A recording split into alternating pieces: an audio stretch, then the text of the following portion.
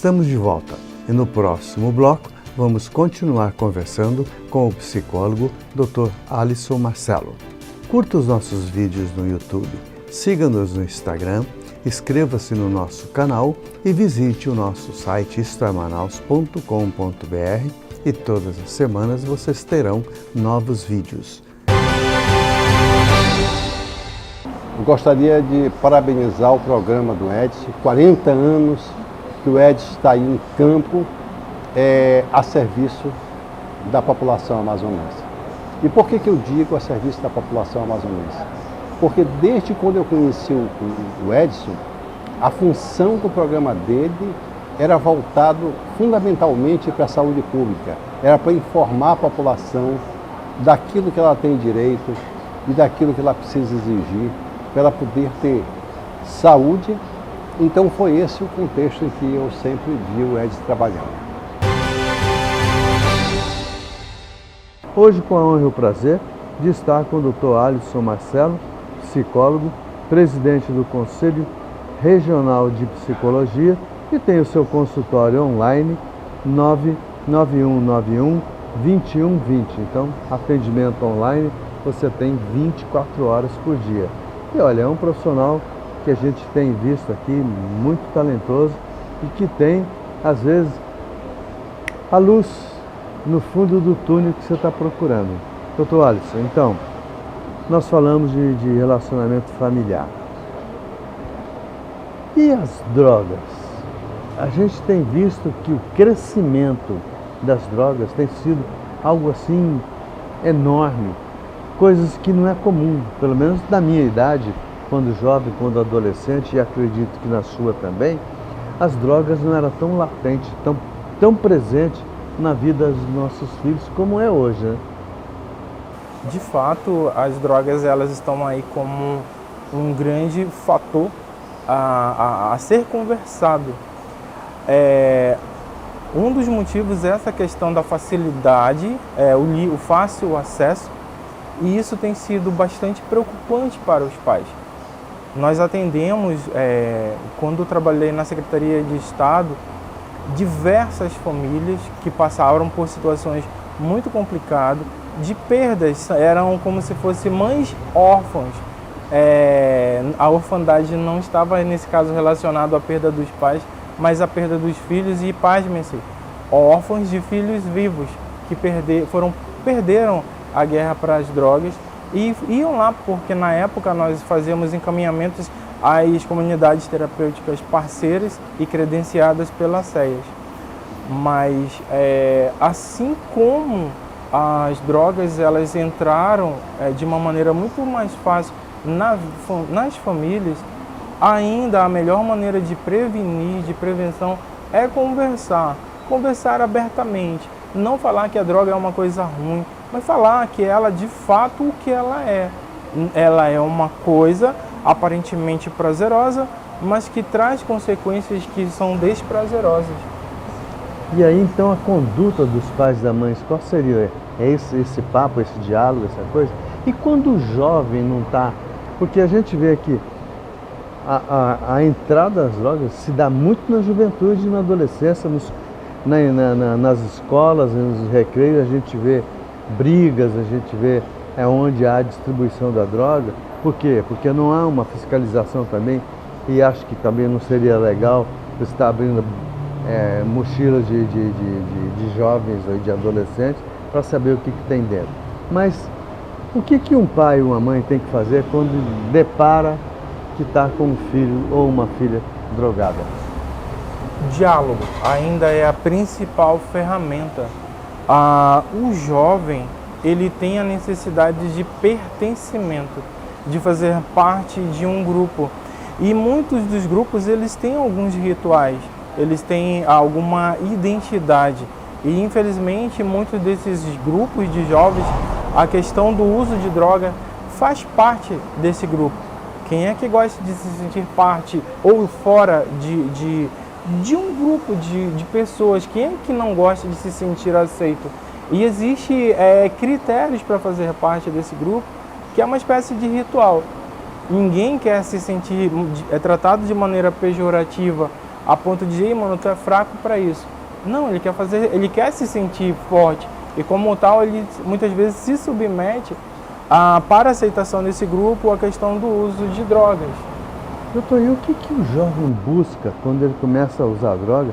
O que ele busca na droga? Porque na minha cabeça não cabe ainda. Eu gosto de um vinho, eu tomo um uísque, eu tomo uma cerveja, gosto muito de namorar, entendeu? Mas droga nunca me chamou a atenção. Conversando com algumas pessoas dependentes químicas, dependentes de drogas, quase que de maneira unânime, o que levou eles a usar drogas foi a curiosidade. Achava-se então que era porque tinha problemas familiares, porque estava tentando procurar uma fuga por uma grande frustração. Não, não é. Foram apenas curiosidades. Eles começaram a usar maconha, fazer uso de maconha. A maconha, ela causa dependência emocional, mas a maconha, ela não chega um tempo que ela satura e de lá cria-se a curiosidade de descobrir coisas mais fortes, coisas que dão novas experiências. Então a maconha, ela é uma porta de entrada e que o principal fator, segundo a estatística, é a curiosidade. Gente, é muito complicado hoje. Se a gente for pensar bem, você acaba não tendo mais filhos. Porque a criação é tão diferente, é tão difícil, que você não sabe mais como agir. Então você precisa estar procurando profissionais desse quilate, onde vai te orientar, como que você vai fazer. É diferente de um tempo anterior, de um tempo antigo, onde o pai e a mãe diziam, não, vai ser assim, as regras são essas, e os deveres são esses, e vai ter que ser cumprido. Então, é muito difícil, porque na maioria das vezes, quando os pais vão descobrir que os filhos estão drogados, já estão num estágio bastante elevado. E aí fica mais difícil ainda o tratamento. E falando nisso, a incidência é maior nos homens ou nas mulheres, o uso da droga? Predominantemente, a maior incidência ela é em homens, mas não se limita só a homens. E também não se limita somente a jovens. Nós temos casos de idosos, de dependentes químicos. E já existem, foram descobertos que crianças de 10 anos que já são dependentes químicos e predominantemente são os homens que mais se envolvem na questão da dependência química, embora não seja exclusivamente homens e nem jovens. Isso já está chegando aos nossos idosos também. E como é que o psicólogo entra nessa história? Que tipo de abordagem ele faz e que tipo de recomendação ele dá para essas pessoas que hoje têm algum envolvimento com a droga? Que não adianta tentar sair dessa sozinho. Embora fosse por questão de escolha, entrou nessa sozinho, o que nós abordamos é o estímulo a tentar sempre procurar ajuda. Eu saio dessa hora que eu quiser. Não sai. Não é tão simples. E principalmente sair dessa sozinho é quase que impossível. Existem pessoas que conseguem, que queiram e conseguem sair sozinho. Mas um apoio, seja familiar, seja do psicólogo, seja de outros profissionais, é fundamental na saída do processo do uso de droga daqueles que gostariam de sair. O trabalho do psicólogo, ele acredita-se que o efeito será de 40% em relação ao apoio que a família dá, o efeito do apoio que a família trouxer para essa pessoa. Bom, lembro a vocês que o Dr. Alisson Marcelo, psicólogo, presidente do Conselho Regional de Psicologia, tem o seu consultório online 99191-2120.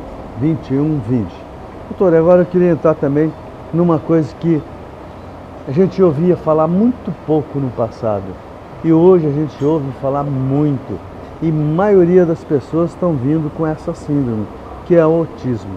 Onde é que entra o trabalho do psicólogo na situação, nessa patologia? Eu trabalho com todo o orgulho do mundo. Um abraço à família Até, ao Dantas, à Dani. Eu trabalho na Associação Amazonense do Transtorno do Espectro Autista. Eu sou um psicólogo autista, sou atípico, sou psicólogo autista nível 1 de suporte. E uma das coisas mais importantes que o psicólogo ele pode abordar é na desmistificação de que o autista ele é incapaz. A mente do autista, o neurônio, a cabeça do autista, ele funciona de maneira diferente de uma pessoa atípica.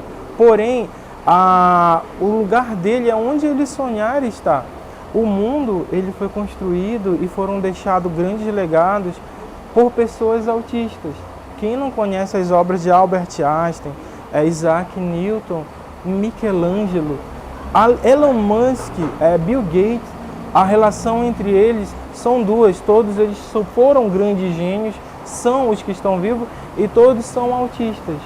E então, trabalhar essa questão de fortalecer as suas capacidades e respeitar as suas limitações, mas todo autista ele é capaz. O professor bem colocou uma coisa que eu achei até bastante estranho, até pela sua desenvoltura da nossa entrevista, saber que o senhor também é um autista. Isso não interfere, porque até onde eu sei, e me corrija se eu estiver errado, o psicólogo ele sai da sua zona de conforto para poder ver numa maneira diferente, num visual diferente, o problema do seu paciente. Como autista, isso não te limita, não? Existem situações no autismo chamado hiperfoco. Um dos meus hiperfocos é a psicologia. Então, o autista, ele de certa forma, ele vai ser sempre um eterno aprendiz. O autista, por si só, muitos, não todos, têm dificuldade de olhar nos olhos. Ele aprende a olhar nos olhos. Ele tem dificuldade de verbalizar e expressar o que sente. Ele aprende. Ele tem dificuldade de relacionamento. Mas ele tem essa capacidade de apreensão, de saber, de aprender? Sim. Quando se tem um hiperfoco em determinada coisa, ele consegue, inclusive, até se destacar em relação aos demais. A psicologia, para mim, ela foi uma coisa encantadora, que existem muitas coisas que eu li, mas a grande maioria das minhas abordagens foram de coisas que eu ouvi, de tão encantador que era a disciplina e a ciência, que hoje eu trago nos settings terapêuticos coisas que eu aprendi ouvindo. Então, eu aprendi a ser um psicólogo e aprendi a ser um psicólogo com autismo. Não me limita, ao contrário, eu consigo perceber com propriedade uma pessoa com autismo e eu fui capaz de me tornar um psicólogo porque sonhei ser um psicólogo. Então, essa pessoa, ela será o que ela sonhar ser. Olha, gente, tá vendo só? Eu falo sempre que esse programa é privilegiado, porque traz profissionais desse quilate. Traz pessoas assim para levar para vocês informação, para levar para vocês aquilo que vocês precisam saber. E olha, é muito difícil você ter um filho problemático dentro de casa e tem que saber como lidar. E aí nós estamos nesse pequeno espaço de tempo levando para vocês o que se pode fazer e o que se deve fazer. Mas vamos fazer mais um intervalo comercial e voltamos em seguida. Voltamos já.